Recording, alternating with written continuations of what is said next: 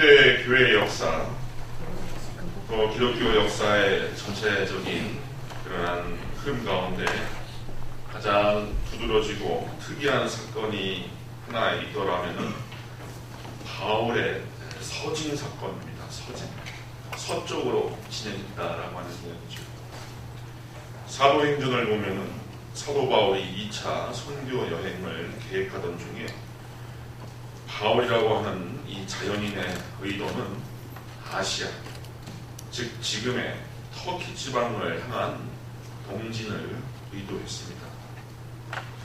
아마 그의 의도대로 그렇게 사역이 펼쳐졌으면 유럽이나 위대륙이 아닌 중동과 인도와 중국과 한국이 이미 2000년 전에 바울이 전한 기독교를 받아들였을 것입니다.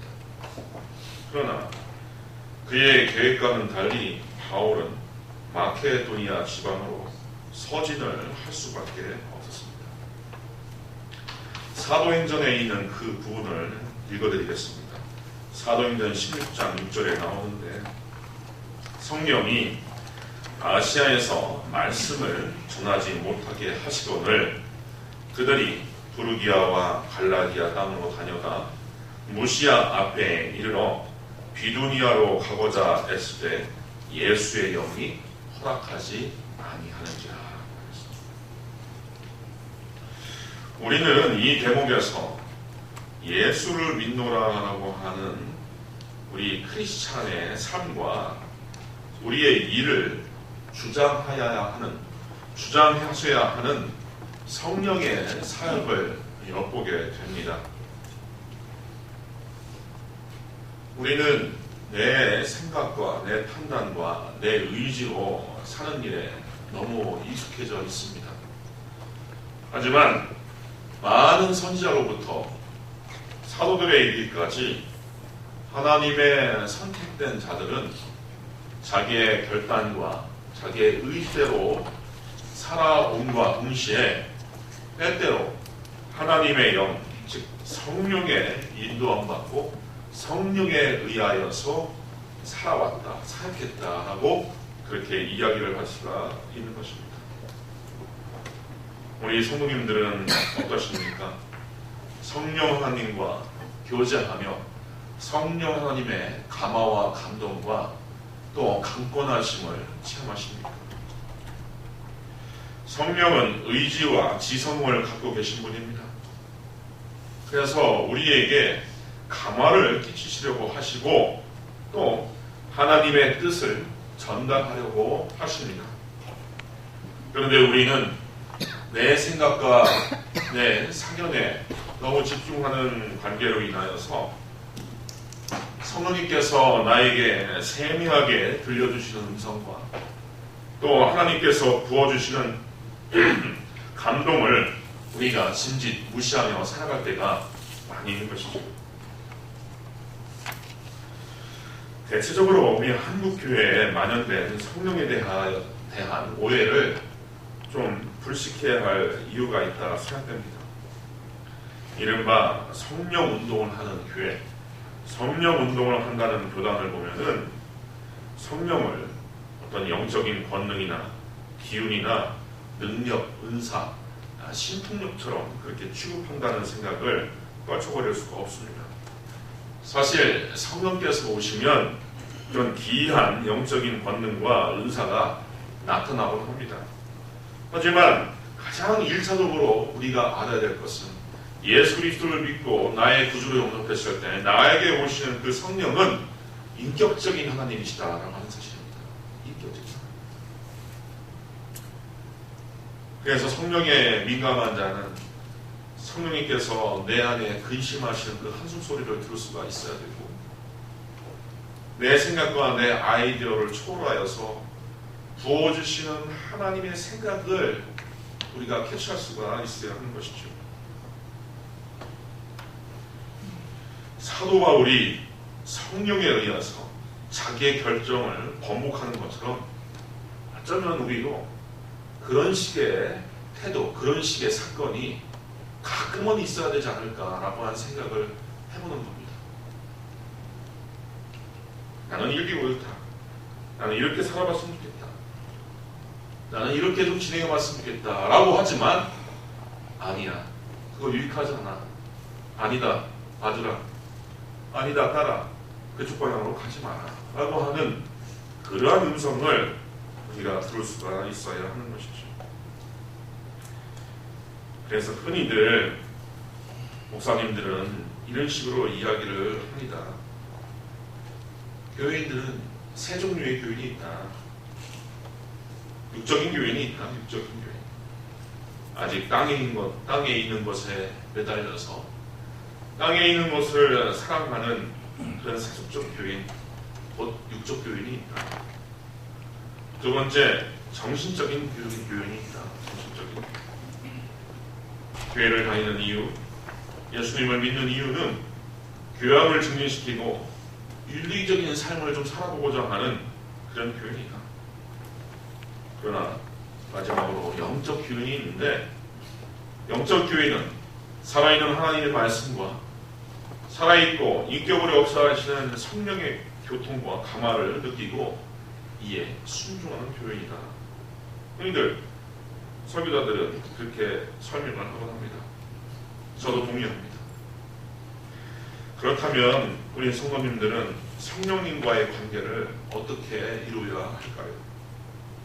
첫째, 기도하면서 성령님께 민감해질 수 있기를 바랍니다. 우리가 하루 일을 마치고 밤에 불을 끄고 잠자리에 들면 평상시에 전혀 느끼지 못했던 시계의 초침 소리를 들을 수가 있습니다. 그렇지 않습니까? 어떤 분들은 그 초침 소리가 너무 시끄러워서 잠을 못 자겠다라고 해서 취해버리는 경우가 있어요. 우리도 기도를 하면서 번잡한 세상 일을 등지고 오롯이 하나님 한 분에 대하여 마음을 집중하고 기도를 할 때는 성령님의 거룩한 음성, 세미한 음성을 들을 수가 있는 것입니다. 그래서 기도가 중요합니다. 기도해야 하나님께서 무엇을 원하시고 무엇을 두려워하시고 무엇을 배심하시고 무엇을 원하시는지 우리가 알 수가 있는 것입니다. 그때 내 생각은 아닌 전혀 다른 생각들, 내 감정이 아닌 전혀 다른 감정들, 내 의지와 결단이 아닌 전혀 다른 의지와 결단이 나에게 옵니다. 놀랍습니다. 거기에 순종을 하면 하나님의 놀라운 역사가 일어나는 것입니다. 우리 성도님들은 몇 주 전에 60대 내에 되는 한 아주머니가 우리 교회에서 세례를 받았다라고 하는 것을 아실 수 기억하실 거예요. 최모 성도님께서 열심히 다니셨죠. 수요 예배까지 나오시고 거기서 은혜를 참 많이 받았습니다.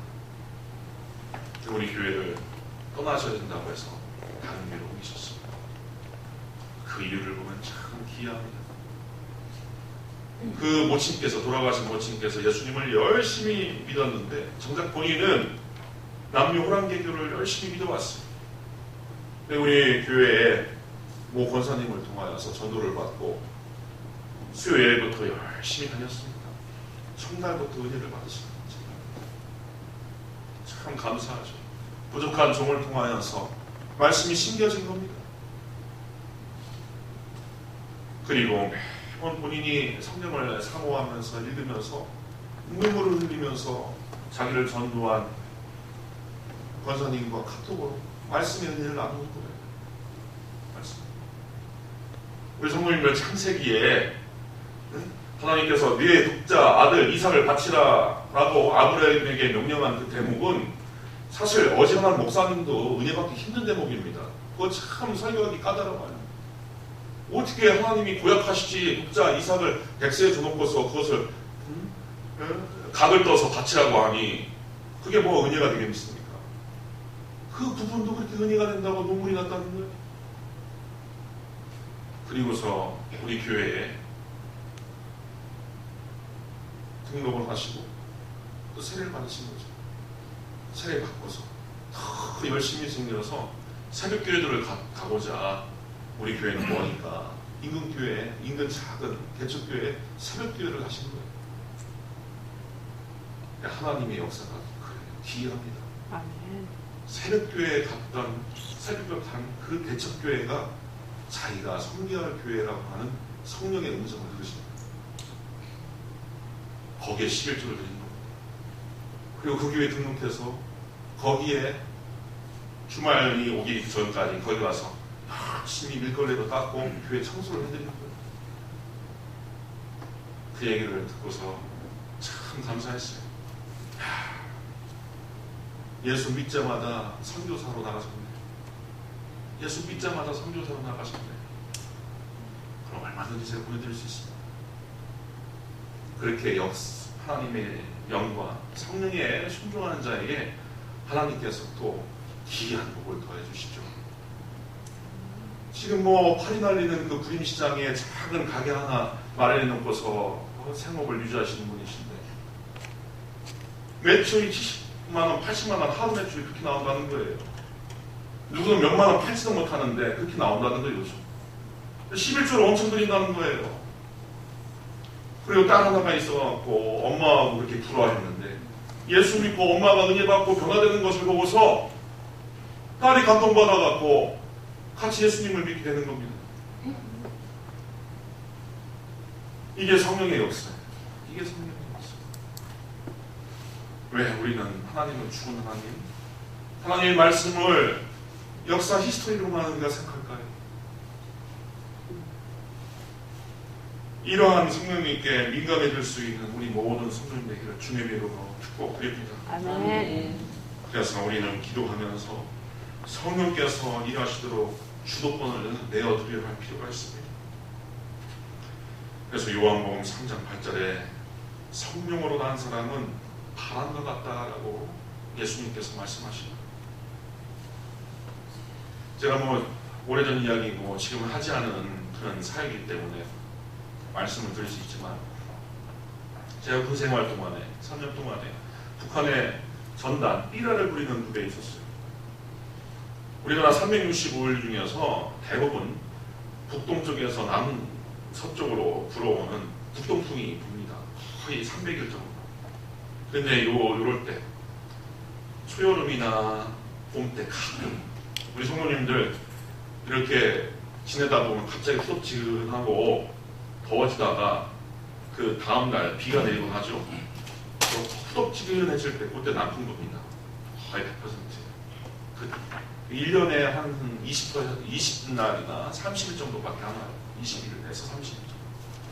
그 20일, 30일 정도의 찬스를 잡겠다고 제 군부대에서 하루에 5번 정도 풍선을 띄워갖고 그걸 관측을 합니다. 일제 그 관측기를 놓고서 바람을 따라가고 이 바람이 어디로 가는 것이냐 360일 중에 매일 5번, 6번을 관측하는데 종잡을 수가 없어요. 바람이라고 하는 것은 정말 종잡을 수가 없어요. 어디로 와서 어디로 흘러가는지 알 수가 없습니다. 예수님께서 하신 이 비유가 기가 막혀요. 바람이 임의로 불매 내가 그 소리는 들어도 어디서 와서 어디로 가는지 알지 못하나니 성령으로 난 사람은 다 그러하니라. 예수 믿고 성령의 인도함 받는 자들은 그런 운명을 살 수밖에 없어요. 모르겠어요. 왜 그래야 되는지. 바울도 나는 동진을 할 거야. 바벨론으로 갈 거야. 바사 땅으로 갈 거야. 라고 했지만 성령은 틀어버렸어요. 이제 거기에 하나님의 역사가 나타나는 겁니다. 인간의 지적인 생각과 또 판단의 결과가 닿지 못하는 하나님의 역사가 바로 거기에 나타나는 것이죠. 이렇게 바울이 성령의 지시하심을 받아 자신의 결심을 바꿨던 것처럼 우리 성령님 안에 계신 성령님과 함께 소통하시며 그 유익을 나눌 수 있기를 주님의 이름으로 축원드립니다. 아멘. 성령은 그래서 참 좋은 분이에요. 왜냐하면 일단 예수님을 믿을 때 나의 영적인 생명이 되어주시는 분입니다. 죽었던 내가 다시 사는 게 아니라 예수님을 믿을 때 우리가 성령을 영접하게 되는 겁니다. 그 성령은 나의 생명이 되고 나의 영원한 생명이 되는 겁니다. 그래서 성령의 비유처럼 떨어졌던 가지 하나가 그것도 그냥 돌 감람나무 가지 하나가 참 감람나무에 접붙임을 대서 그 참 감람나무의 뿌리에서 올라오는 진액과 수분을 먹고 사는 것처럼 우리가 예수님을 믿는 것은 내 의지, 내 생명, 내 판단, 내 주의지장이 아니라 성령님의 것을 내가 받아들이면서 살고 있다라고 하는 것을 우리가 알아야 하는 것입니다. 그래서 오늘 본문에 예수를 죽은 자 가운데서 살리신 이의 영이 너희 안에 거하시면 그리스도 예수를 죽은 자 가운데서 살리신 이가 너희 안에 거하시는 그의 영으로 말미암아 너의 죽을 몸도 살리시리라 라고 하는 것입니다. 또 성령님은 우리 곁에서 우리를 돕는 분이시기 때문에 참 좋으신 분입니다.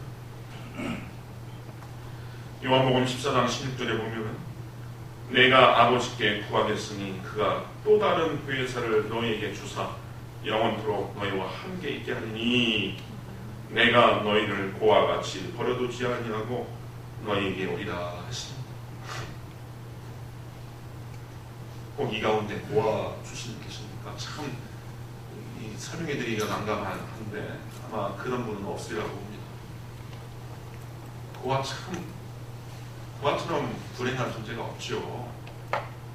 기왕 사람의 모습으로 태어나고 죽을 것 같으면 부모님의 사랑, 특히 어머니의 사랑을 한번 느끼면서 사는 것처럼 그 귀한 삶의 맛이 다시 없습니다.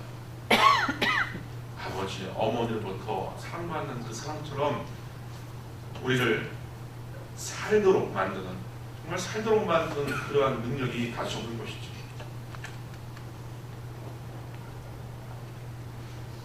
이름만 되면 알만한 유명 목사님의 설교 가운데서 자주 인용되는 예화가 있습니다. 당신께서 소시에 6.25 전쟁을 겪으시고 그리고 사람들이 기찻길 옆 오막살이를 짓고서 살아가는 그런 시절에 참 가슴 아픈 장면을 봤다는 것입니다. 그 기찻길 옆에 왜 오막살이를 이렇게 많이 만들었을까? 여러 이유가 있어요. 피난민들이 땅을 얻을 수가 없으니까 그 기찻길 옆에 이렇게 짓고 사는 것이고, 또 연료가 부족하니까 옛날에 석탄으로 갔지 않습니까? 떨어진 석탄 조각 주워갖고 땔감으로 사용하기 위해서 그렇게 하기도 했던 것이죠. 간이역에 기차가 서고 석탄차가 섰는데 아버지와 아들 둘이 석탄차에 확 올라갔다 합니다. 그리고 아들은 석탄을 바깥으로 막 던져내고 아버지는 자루푸대에다가 아들이 던져준 그 석탄을 막 모으고 있는데 기차가 덜컹하더니 지나가는 거예요. 근데 하필 그 순간에 아버지가 바퀴 옆에서 죽고 있는데 그냥 거기에 깔려버린 겁니다. 덜컹하면서 그 아버지 허리가 바퀴에 물려버린 거예요. 살이 터지고 뼈가 꺾이는 소리가 들리는 겁니다. 그런데 죽어가는 그 아버지가 그 아들을 보고 너는 잡히지 말거라, 빨리 도망가보라고 손짓하면서 죽어가는 거예요. 그게 아버지의 사랑 아닙니까? 그게 부모의 사랑. 자기는 정작 지금 당장 죽을지라도 아이에게는 유익한만 돌아갈 것을 원하는 것이 그게 아버지의 사랑, 부모의 사랑 아닙니까? 예수님이 말씀하셨어요. 자기는 이제 십자가에 못 박혀 죽고 이제 너희와 작별이지만 내가 오히려 가는 것이 유익이다. 왜냐? 또 다른 보혜사가 너에게 있어 너에게 와서 너희를 고아처럼 두지 않을 것이다. 보혜사라고 하는 말은 헬라어로 파라클레토스라고 하는데 영어로는 헬퍼라고 되어 있어요. 조력자, 후원자, 후견인, 돕는 자, 변호사, 엄마를 의미합니다. 성령께서 엄마처럼, 내 후견인처럼, 내 변호사처럼 나와 함께 있어서 고아처럼 우리를 버려두지 않는다라고 예수님께서 약속하셨고, 부활하신 이후 대략 47일 정도가 지나간 후에 오순절날 성령 하나님께서 우리에게 오신 겁니다. 이 성령 하나님은 특히 우리의 연약한 것을 도와주십니다. 우리의 강한 것, 우리가 출중한 것, 우리가 할 만한 것보다 우리의 연약한 것을 특별히 도와주시는 하나님이셔요. 로마서 8장 26절에 보면 이와 같이 성령도 우리의 연약함을 도우시나니 우리는 마땅히 기도할 바를 알지 못하나 오직 성령이 말할 수 없는 탄식으로 우리를 친히 간구하시느니라 하겠습니다. 때로는 우리가 기도할 바도 알지 못하고 어떻게 살아야 될지도 모르고 또 초신자분들은 초신자분대로 내가 예수님을 어떻게 믿고 어떻게 신앙생활 해야 할지도 모르고 그럼에도 불구하고 우리 안에서 우리를 위해서 기도해 주시는 분이 바로 성령 하나님이다. 제가 우리 성도님들을 위해서 중보기도 하고 때로는 어떤 성도님 생각하고 어떤 성도님 생각하면 한숨이 나고 어떻게 되나 저도 뭐 근심이 있지만 성령께서 하시는 근심에 이를 수가 없는 겁니다. 하나님이 근심하시면 하나님께서 우리를 위해서 대신 기도해 주시는 덕택으로 우리가 살고 있는 거예요. 찬양이지 않습니까? 찬양.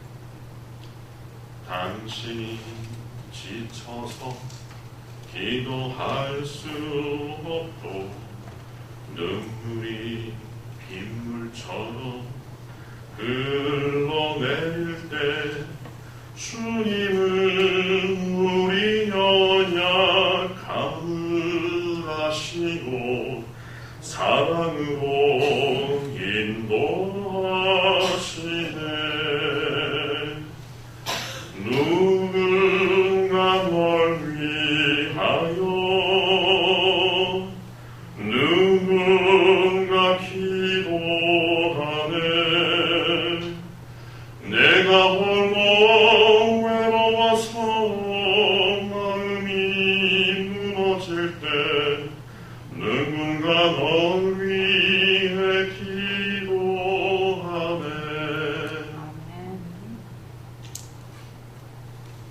저는 이렇게는 기도 못할 때는 많지만 성령께서 우리를 위해서 이렇게 기도를 하신다는 겁니다. 우리 사랑하는 성도님들, 한 번 하나님께서 구원하시고 내 자녀로 삼아주신 그 아들, 딸들은 하나님께서 절대로 포기하지 않으십니다. 그 확실한 구원에 확신에 거하시고 그 하나님에 대하여 삼위일체 하나님에 대하여 오로지 사랑과 감사와 의지를 드리실 수 있기를 바랍니다. 나를 향하신 사랑과 나를 향하신 그 은혜, 이거를 절대로 잊지 마시고 오로지 우리가 할 것은 하나님 한 분만을 굳세게 믿고 나를 인도하신 분이다라고 하는 믿음에 거하시면 됩니다. 거기에서 감사가 나고 거기에서 하나님께서 받으실 만한 예배가 되어지는 것이고 거기에서 우리가 참된 섬김이 나오게 되는 것입니다. 또 때로는 내 생각과 내 뜻대로 삶이 펼쳐지지 않는다 하더라도 나를 붙드시고 인도하시고 나를 위해서 말할 수 없는 근심의 한숨으로 기도하신 하나님께서 그 성령께서 반드시 나를 책임져 주시고 나를 인도해 주신다라고 하는 사실을 굳게 믿으시고 그로부터 얻을 수 있는 평강, 완전한 평강에 거하실 수 있는 우리 모든 성령 되기를 주님 이름으로 축원드립니다. 기도하겠습니다. 은혜로우신 아버지 하나님, 참으로 우리가 너무나 어려운 세월을 지나가면서 때로는 나 자신의 소원과 능력도 바닥나고 또 많은 사람들로부터 인하여 우리가 고통당하고 어려운 현실로 인하여서 근심할 때가 많습니다. 광활한 광야에 혼자 있는 것 같은 그런 생각을 우리가 할 때가 많이 있습니다. 하지만 우리 하나님께서는 우리를 보아처럼 버려두지 아니하고 우리와 영원토록 함께 하신다라고 약속하셨습니다. 그 성령과 우리가 하나가 되어 밀접하게 우리가 교통하며 성령님의 인도하심과 성령님의 감화를 받으며 살아갈 수 있도록 인도하여 주시옵소서. 이를 위하여 더 기도할 수 있는, 더 무릎 꿇을 수 있는 우리 모든 성도님들이 되길 바라오며 예수 그리스도 이름으로 기도하옵나이다. 아멘. 아멘. 찬송가 192장 함께 찬양드립니다.